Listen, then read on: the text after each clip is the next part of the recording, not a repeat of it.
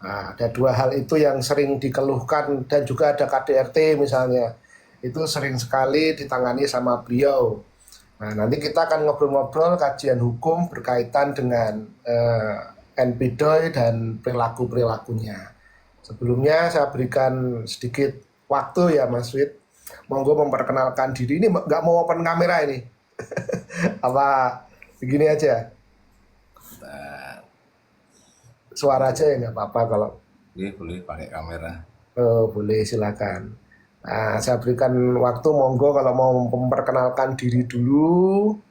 Nah, nanti teman-teman khusus hari ini bisa ngobrol berkaitan dengan eh, hukum ya, hal-hal hukum yang dalam hal ini tadi perceraian, sengketa tanah, gonogini, dan bahkan sampai bertahan juga ya, bertahan dengan NPDO itu nanti bisa dibicarakan dengan beliau berkaitan dengan kajian hukumnya. Monggo Mas Wid Iya, diperkenalkan diri dulu. Oh, kok belum selamat kelihatan? malam. Assalamualaikum warahmatullahi wabarakatuh. Ini Waalaikumsalam. kamera saya kok enggak muncul. Wah, soalnya kegedean Grogi. banget, kegedean soalnya. Grogi. Kebak. Aduh. Ya, ya, ya, sudah kalau nggak bisa nggak apa-apa, ngobrol aja. Sudah ini harusnya muncul ini. Kenapa enggak muncul? Takut ini. Kebalik mungkin, Grogi. kameranya kebalik. Grogi mungkin ya. Iya, iya, Thomas Grogi. Ya Mas grogi. Bentar. Kalau enggak muncul nanti enggak menarik kata ya. Iya, sing gantengnya ra karuan, gede gemblondong. Aduh. Jadi Bentar Mas. saya lagi beliau itu dulu senior saya di Paskibra itu. Dulu tukang gojlok saya. Jadi waktu saya SMA itu terus terang yang membuat mental saya agak agak terguncang, agak miring itu ya Mas Wid itu. Enggak ya. Jadi memang yang menggodok mental saya sebagai seorang yang ya mempunyai daya tahan yang cukup tinggi termasuk beliau. Beliau mengajarkan saya disiplin, mengajarkan saya apa namanya hal-hal yang berkaitan dengan semi kemiliteran itu beliau ya.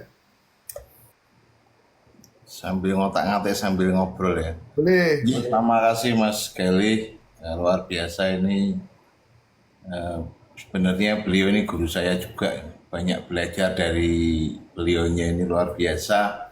Lama tidak ketemu, terus ketemu di acara alumni, nyambung beberapa kegiatan seminar. Mas Galih ini membantu beberapa kegiatan seminar saya, terutama di kasus-kasus KDRT. Karena bagi kami di dunia hukum sangat membutuhkan tim seperti Mas Galih. Jadi banyak klien kami yang terjebak, mereka hubungannya sudah tidak sehat. Mereka masih bingung memutuskan lanjut atau tidak. Nah, untuk memutuskan lanjut atau tidak, biasanya kami kolaborasi dengan Mas Galih karena ahlinya di Mas Galih. Karena sebenarnya itu nyaman tidak mereka.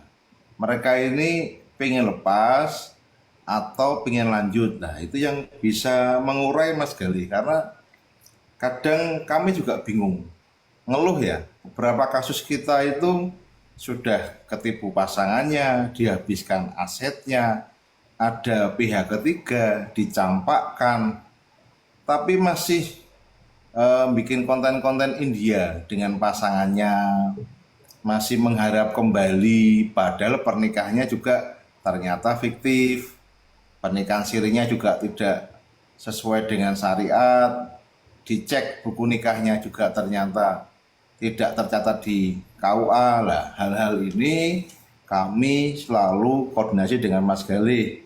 Sebelum kami tangani, biasanya saya minta calon klien ini untuk terapi atau konseling dengan Mas Galih ya. Jadi diskusi. Sebenarnya masalahnya apa sih? Mereka itu sebenarnya punya masalah atau terlalu nyaman lah. Bahasa-bahasa ini nanti akan dijelaskan Mas Galih. Eh, Mungkin prolognya itu dulu Mas Galih, saya tak ngutak-ngatik kamera ini tadi buat mainan anak jadi kok Oh, iya, apa iya. ya gitu. Sementara gitu dulu Mas Galih. Siap, siap, ya, ya, ya. Monggo lanjut. Ya, terima kasih. Ini kehadirannya beliau luar biasa. Ini kameranya sampai sampai ini nih, nggak cukup loh, karena beliau itu kekar ya, pendekar ya, tinggi dan kekar. Gitu. Jadi kalau Anda lihat apa namanya atlet-atlet WWE itu ya, Smackdown itu ya, beliau itu, badannya besar sekali. Loh. Oke,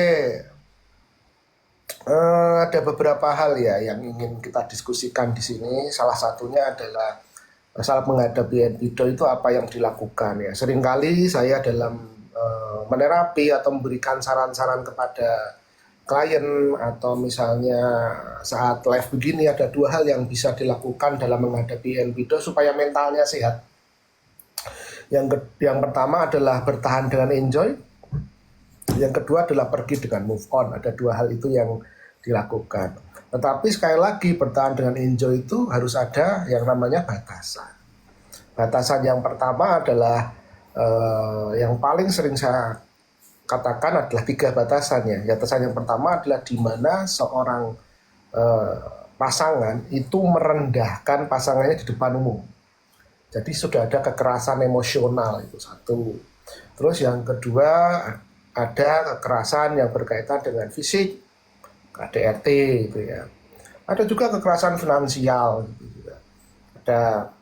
Terus yang keempat ada 3 tadi, yang kedua dan ketiga tadi satu bisa jadi sama.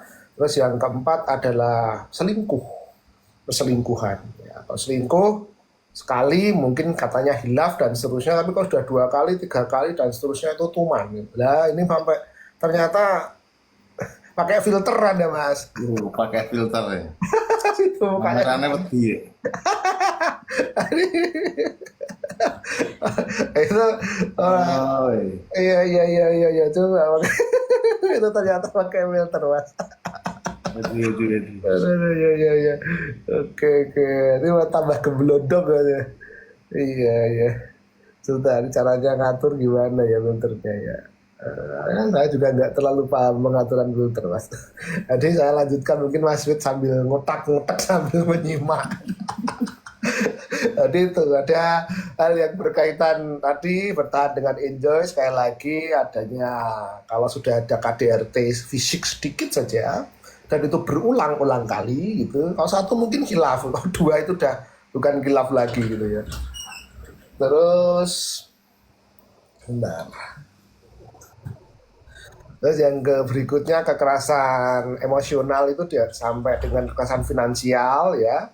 Itu juga kalau sering dilakukan atau bahkan berkali-kali itu juga batasan tertentu. Yang ketiga adalah selingkuh ya. Kalau ketiga hal, kalau yang lain mungkin agak boleh lah gitu, selama tidak keterlaluan boleh lah. Mau menang sendiri misalnya sih boleh gitu, terus asalkan 3 tadi masih belum gitu. Itu kita masih bertahan dengan enjoy masih bisa. Dengan catatan kita pahami pola-polanya supaya nggak kagetan gitu ya. Lalu kita menerapkan yang namanya grok. Itu masih bisa kita bertahan dengan enjoy. Dan sibukkan diri kita keluar. Nah, ini masih dutek-dutek gitu. Terus yang berikutnya itu pergi dengan move on ya. Pergi dengan move on. Nah ini pergi dengan move on termasuk di antaranya ya perceraian. Ya, mau tidak mau kalau sudah ada pernikahan ya ada perceraian. Tetapi kita di sini bagaimana kita itu bercerai ya pengennya baik-baik saja ya. Tetapi sekali lagi kalau berhadapan dengan NPIDO nggak ada istilah baik-baik saja, semuanya penuh dengan drama. Oleh karena itu kita nanti mendengarkan pendapatnya Mas Wid sebentar saja berkaitan tadi bertahan, tetapi masih terjadi KDRT, masih terjadi pelecehan emosional itu dan juga ada finansial bahkan selingkuh. Nah nanti gimana Mas Wid? Menurut Mas Wid tentang pandangan hal tersebut bertahan tetapi masih terjadi kekerasan termasuk selingkuh. Dalam kajian hukumnya bagaimana? Silakan Mas. Makasih Mas Gali. Jadi biasanya pasangan yang sedang terjerat ya, saya sampaikan terjerat dengan pasangannya yang menurut saya aneh.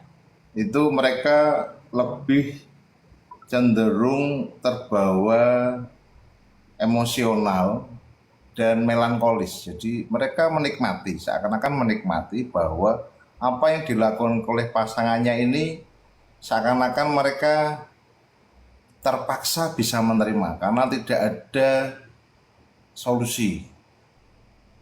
Contoh ya, saya sampaikan tadi, klien saya itu jelas sudah ditipu, pernikahannya siri, kemudian ditingkatkan ke pernikahan resmi, dan pada saat dicek buku nikahnya ternyata tidak tercatat di KUA. Semua aset diatasnamakan pasangannya. Pasangannya punya perempuan lagi, hamil. Yang minta pertanggungjawaban itu malah perempuanan selingkuhannya kepada klien saya atas perbuatan suaminya, dan datangnya berdua, Mas.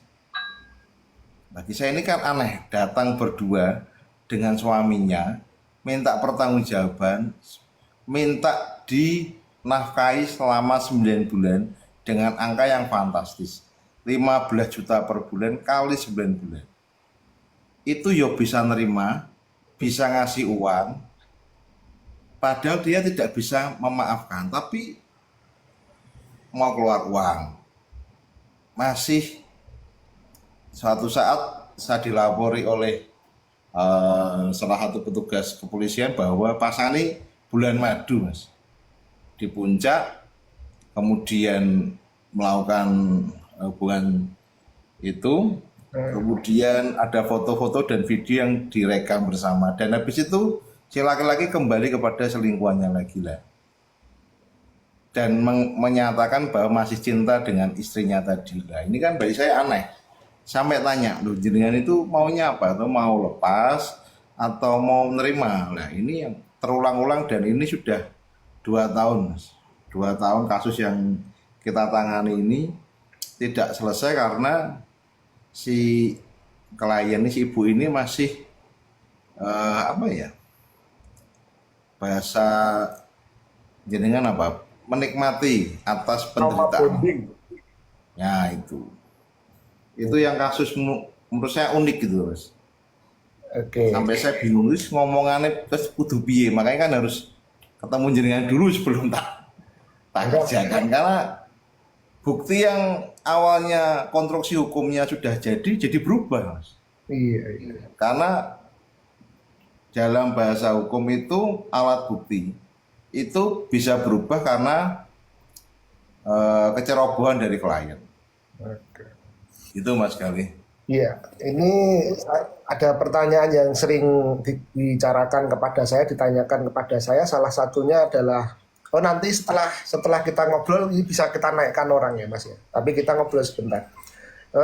Salah satu bentuk kekerasan itu adalah kekerasan emosional ya, bentak, terus manipulasi pikiran, terus merendahkan, melecehkan dengan kata-kata, terus dengan misalnya cacian, makian, dan seterusnya.